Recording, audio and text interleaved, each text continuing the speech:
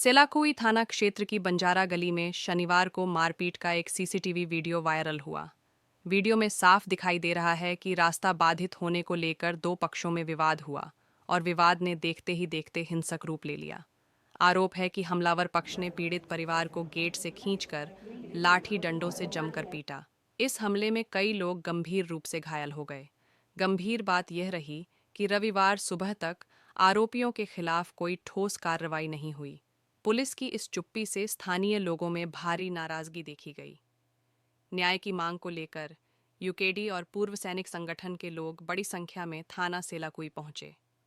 लोगों ने पुलिस पर निष्क्रियता के आरोप लगाए और आरोपियों की गिरफ्तारी की मांग करते हुए जमकर हंगामा किया। हालांकि मौके पर पहुंची प्रेमनगर सीओ रीना राठौर और थाना पुलिस ने प्रदर्शनकारियों को समझाया। पुलिस ने भरोसा दिलाया कि आरोपियों के खिलाफ सख्त कार्रवाई की जाएगी। पुलिस के आश्वासन के बाद ही मामला शांत हुआ। वहीं अधिकारियों का कहना है कि इस प्रकरण की जांच जारी है और दोषियों को जल्द गिरफ्तार किया जाएगा।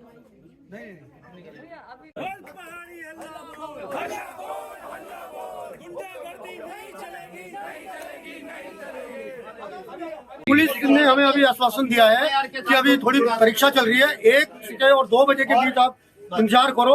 हम जो गुनाहगार हैं उनको उठा के लाएंगे और जो उनके जिनसे इनको मारा है लाठी डंडे ईंट जो भी है हम उनको लाएंगे। उनका यहाँ पे सब कुछ कार्रवाई तो करनी पड़ेगी क्योंकि फौजी से जुड़ा हुआ संबंध है, हमारा ब्लड फौज से जुड़ा हुआ है और हमारे जो गढ़वाली हैं हमारे सबसे अंदर हाथापाई करना नहीं चाहते।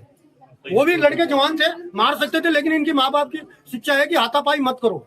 लेकिन दूसरा पक्ष जो, अब मैं तो नहीं बोलता बाहर पहाड़ी और वो नहीं बोलता, दूसरा पक्ष जो उनकी कोई दूसरी सिखलाई है उन्होंने ला के डंडे छुपा के रखे हुए थे, अंदर डंडे लाए, इनसे प्रहार किया, उनकी माँ को ईंट के पत्थर से मारा। तो हमें बड़ी दुख की भावना है कि इतना तो अगर वो पाकिस्तान बॉर्डर पे करते तो ठीक थे, इतना हमारे हिंदुस्तान हमारे पहाड़ी भाई के ऊपर इस तरह से उन्होंने किया। आज हमें बड़ा दुख हो रहा है, आंखों में हमारे आंसू है और हम इनके साथ हैं, इन परिवार के नोटियाल फैमिली के साथ हैं। आपका नाम?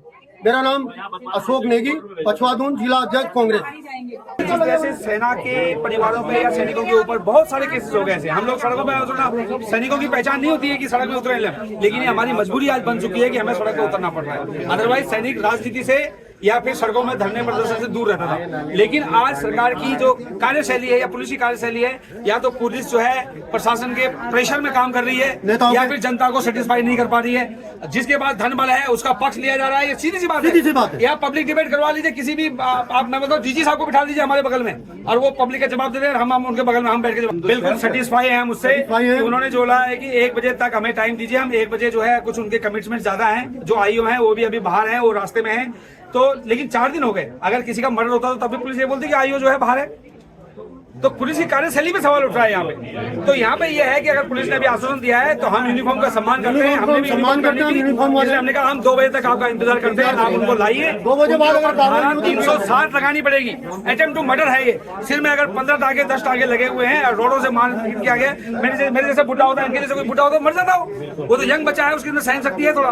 तो ये सब आप उत्तराखंड में नहीं चलेगा। और ये यूपी वाला पैटर्न जो डंडे लेके यार ये मार इस तरह के मारकाट है, उनको हम सबक सिखा के रहेंगे। और पूरी पब्लिक के भी हमारे वो है कि आप लोग हमारे भाई हो, अपना बिजनेस कर रहे हो, हम आपका सम्मान करते हैं, लेकिन इस तरह का व्यवहार किसी ने बाहर वाले ने किया, अगर हमारी गलती है हमें पनिशमेंट दीजिए। यूपी बाहर वाले को छोड़ेंगे नहीं, ये ध्यान रख लें। ये मैसेज हम उत्तराखंड का पैटर्न नहीं चलेगा। ये मैसेज दूर तक दगान सरकार के पास भी भेजना चाहते हैं कि ये पैटर्न अगर सरकार ने इसका संज्ञान नहीं लिया, पुलिस ने अपनी कार्यशैली नहीं बदली, कानून हम हाथ में लेंगे, हमें अरेस्ट करो। मेरा नाम कपिश है। मैं ये कहना चाहूंगा, घटना का विवरण इस तरीके से है कि हमारे घर में रिनोवेशन का काम लगा हुआ था, तो किचन के स्लिप का पत्थर कट रहा था। वो पत्थर काटने के लिए मजदूर ने सड़क का इस्तेमाल किया। सड़क के साइड में उसने बहुत किनारे में, एक वीडियो में आपको दिख रहा होगा, पत्थर लगाया है काटने के लिए।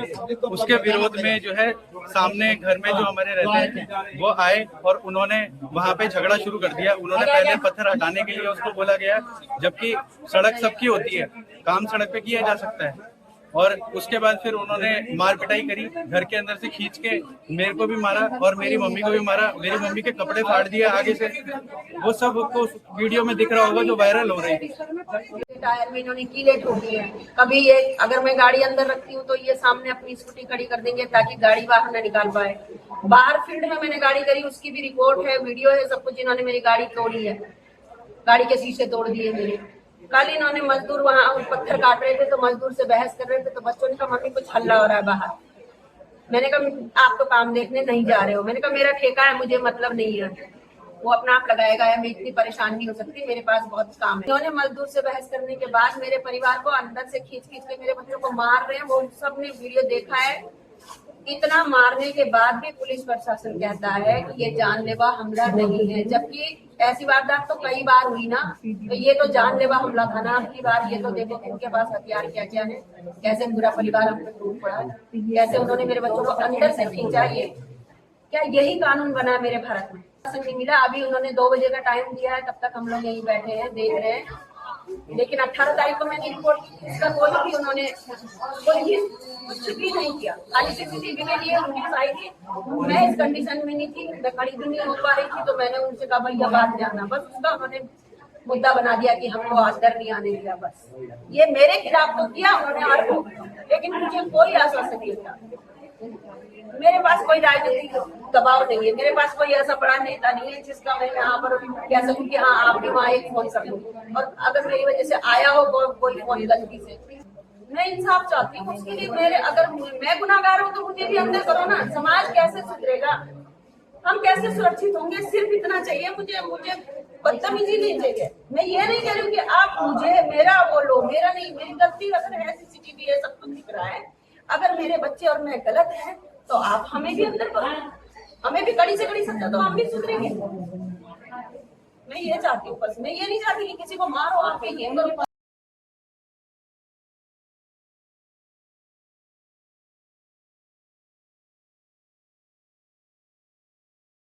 ये सैलाकुई थाने के अंतर्गत एक बंजारा जो है बस्ती है, उसमें 2 परिवारों के बीच, जो कि पड़ोस में ही रहते हैं, पत्थर काटने को लेकर एक झगड़ा हुआ और झगड़े के बाद थोड़ी मारपीट भी हुई।